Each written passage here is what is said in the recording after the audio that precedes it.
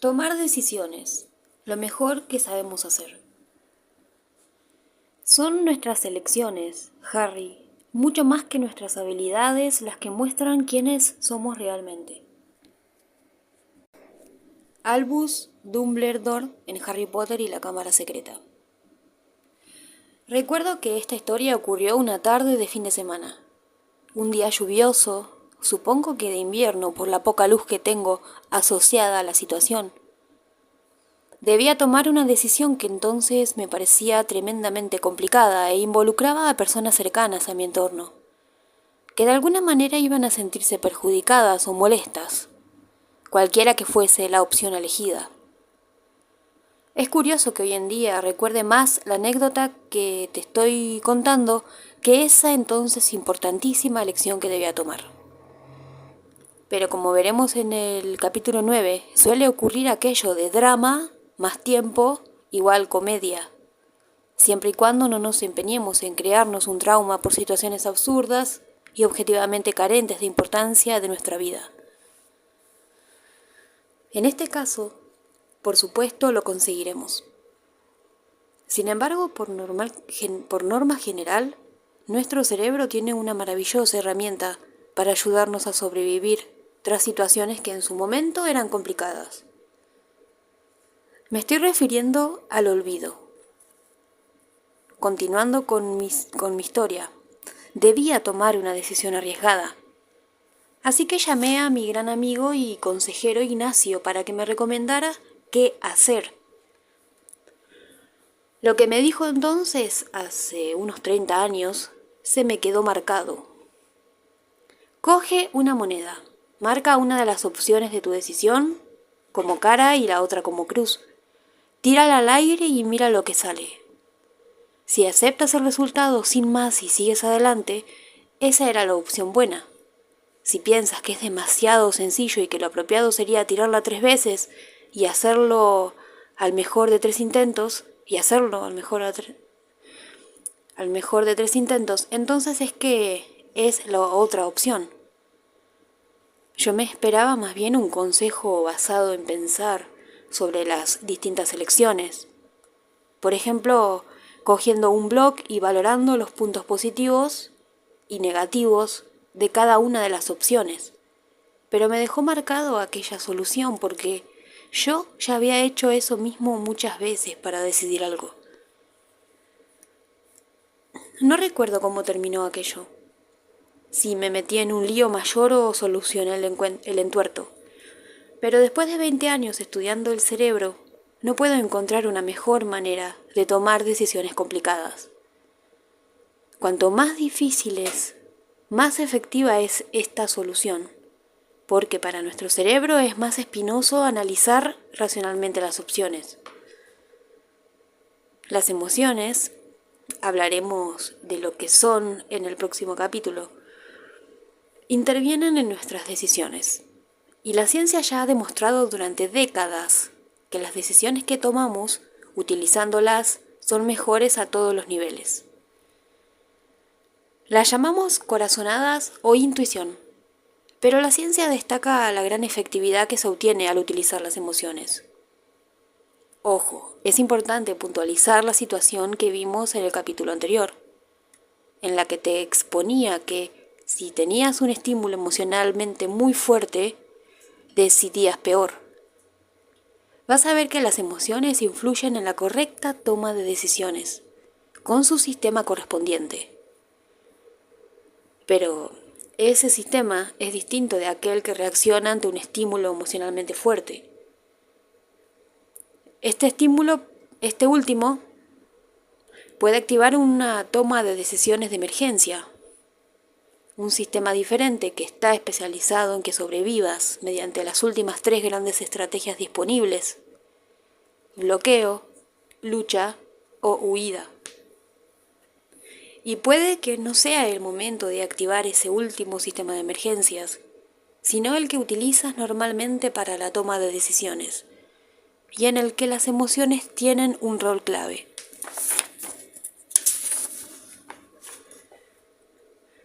Tomamos aproximadamente unas 35.000 decisiones al día. No se me han colado un par de ceros en el número. 35.000. Nuestro cerebro es básicamente un órgano de toma de decisiones. Y para realizar esta tarea necesita información. Cuanta más, mejor. Somos capaces de obtener continuamente una barbaridad de datos mediante nuestros sentidos. En concreto, el lenguaje informático. Serían 11 millones de bits cada segundo. Pero como hemos visto, procesar toda esa cantidad de información con nuestro derrochador cerebro supondría consumir una grandísima cantidad de recursos energéticos. Necesitaríamos mucho más oxígeno y tendríamos que pasarnos el día comiendo y procesando alimentos. Nuestro organismo no está preparado para ello. Nos harían falta unos pulmones y unos aparatos digestivo y excretor enormes. En lugar de ello, poseemos una herramienta magnífica, y es el trabajo en modo inconsciente. De esos 11 millones de unidades de información que recoge, el cerebro solamente puede procesar 50 unidades conscientemente.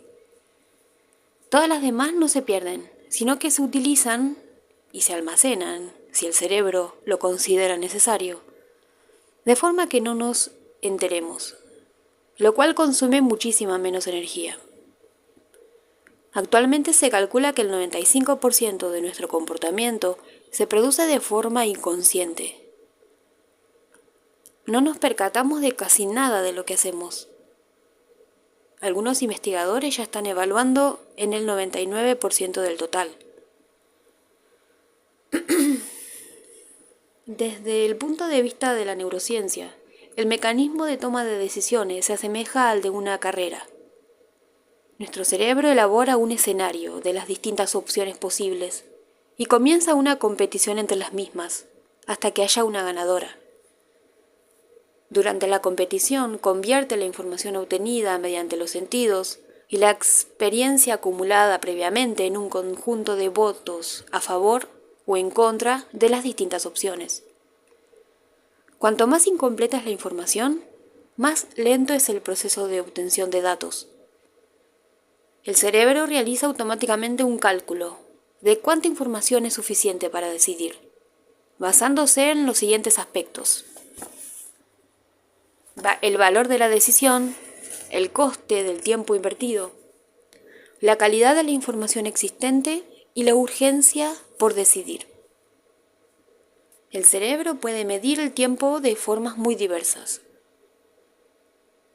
Por ejemplo, contando pulsos, pasos, latidos del corazón, la respiración o según el ritmo de la música. Si te fijas, dependiendo de la música que escuches, realizas las acciones de forma más rápida o lenta. Si estás conduciendo y oyes canciones con ritmo rápido e intenso, lo haces a mayor velocidad que si lo que escuchas es relajante y tranquilo.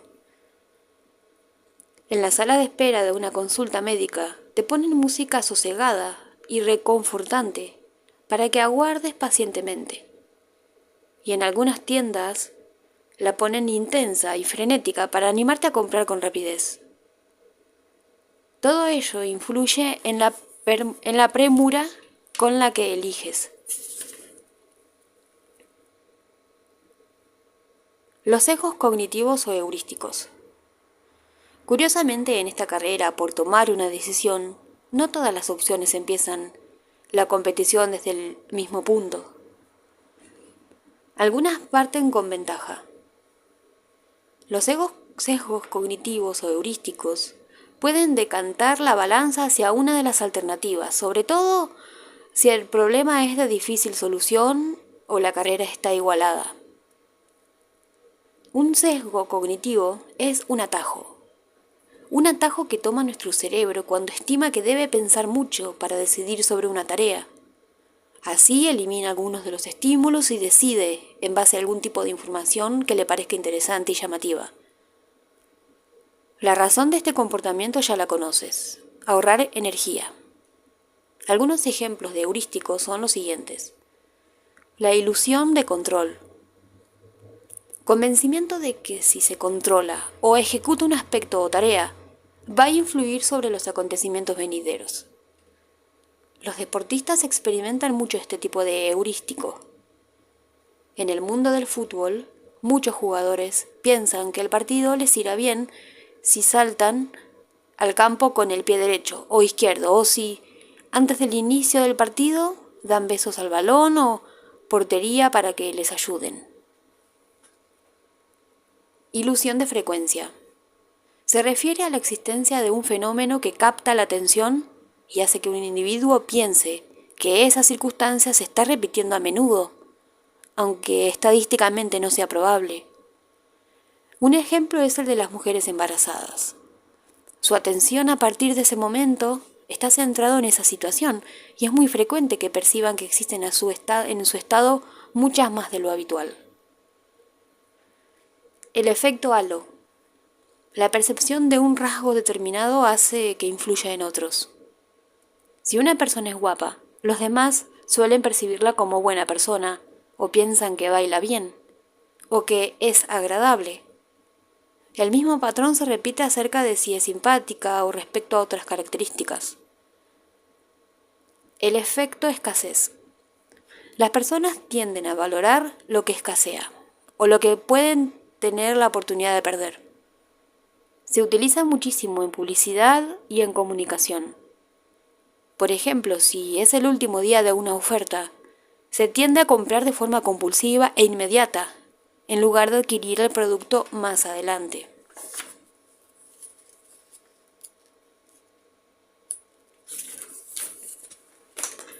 El efecto Van der Waals o de arrastre. Si muchas personas prestan atención a un estímulo, este captará la atención de muchas más. Así, si una playa tiende a atraer a una gran influencia de personas, entonces crecerá el interés por el sitio en general. De esta forma se creará la idea de que si mucha gente se dirige allí, es porque ha de tener forzosamente algo especialmente atractivo. Esto está muy relacionado con el miedo a perder y a equivocarse, y con el pensamiento de grupo o sensación de sentimiento grupal. El sesgo del status quo. Es una preferencia para que todo continúe como está, para que se prolongue la situación actual. Se relaciona con la tendencia que tiene la gente de escoger la opción menos arriesgada.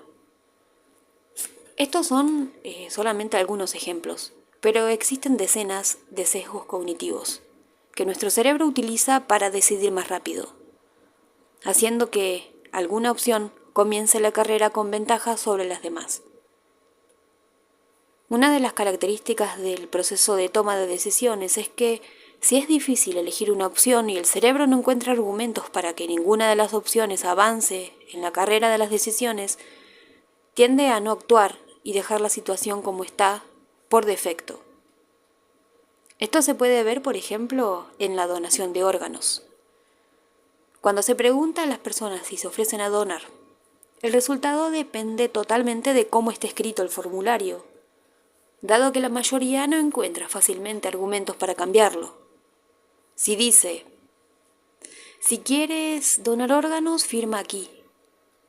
Lo normal es que no firmes y no dones, salvo que tengas las ideas claras al respecto debido a la información que ya has adquirido o a emociones asociadas a esa situación.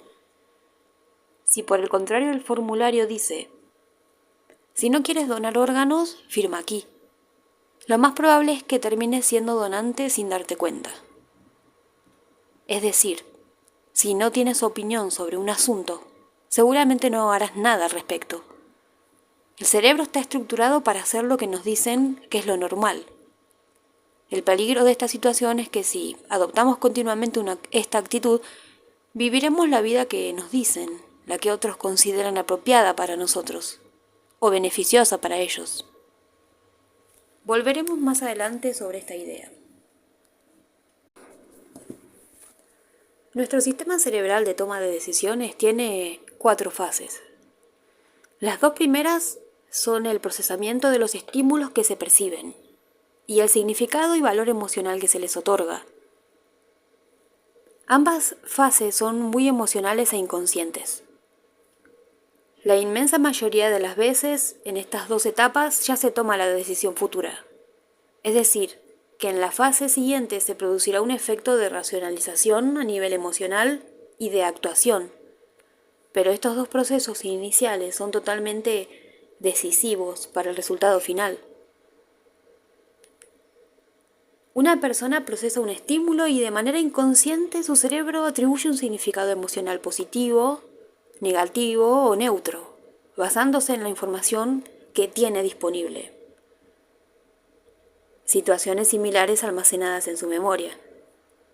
Ante una situación análoga, dos personas pueden obtener un significado radicalmente diferente.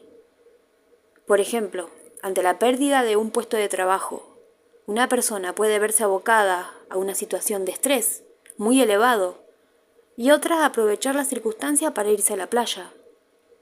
Ninguna de las dos opciones es correcta porque no existe una respuesta óptima. Todo depende del significado emocional que le dé el cerebro. Si una persona ha pasado previamente por situaciones similares y después ha encontrado un trabajo con facilidad e incluso le gusta más que el anterior, actuará de una manera totalmente distinta a otra que no haya pasado nunca por esa circunstancia o cuyos referentes en la memoria sean situaciones de personas cercanas que lo pasaron mal en ese contexto. La tercera es una fase de análisis cognitivo. En ella, el cerebro activa mecanismos para racionalizar la decisión que se ha tomado de forma emocional y genera imágenes basadas en el pensamiento sobre el problema.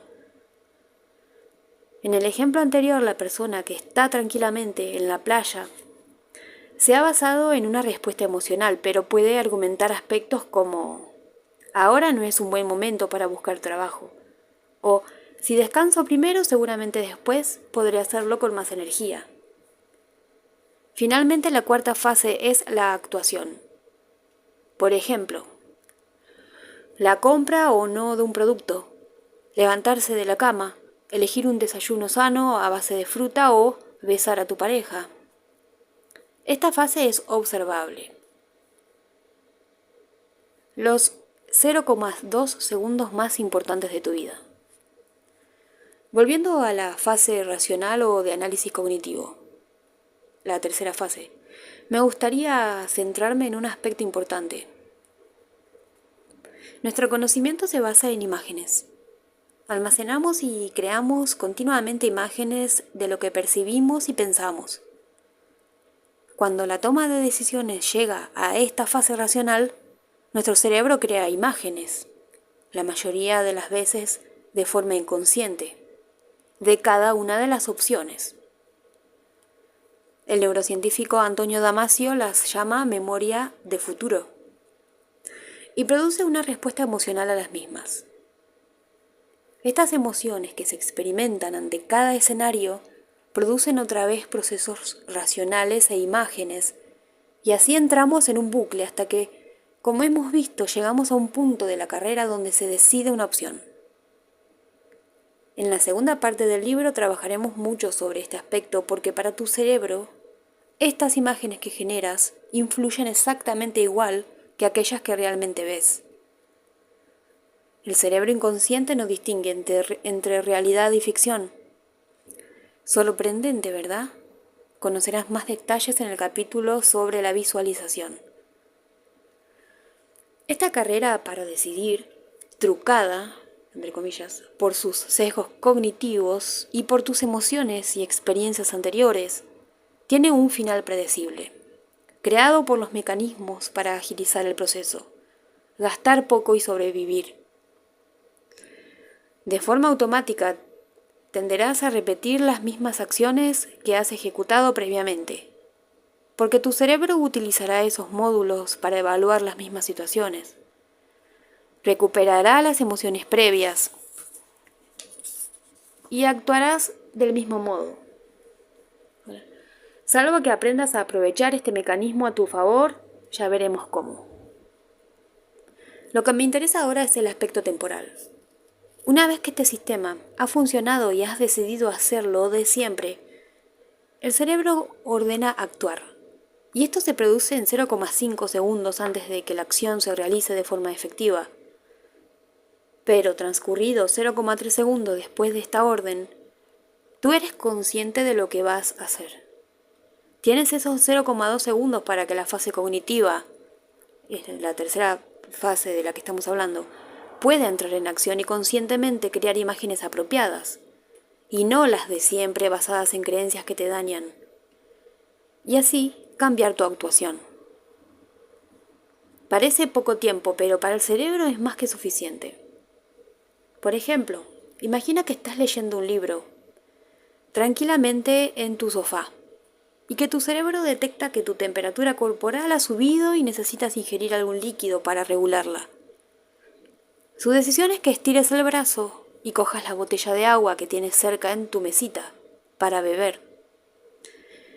En este caso, 0,5 segundos antes de que estires el brazo, se produce la orden. Y 0,2 segundos antes de que se ejecute, ya eres consciente de lo que vas a hacer. Ahí puedes decidir no oponer resistencia y realmente realizar la acción o, por la razón que sea, cambiar la planificación inconsciente planteada por tu cerebro y conscientemente crear otra imagen relacionada, la de no ejecución de la acción, y así modificar su plan. Es importante destacar que tenemos que realizar esta tarea conscientemente.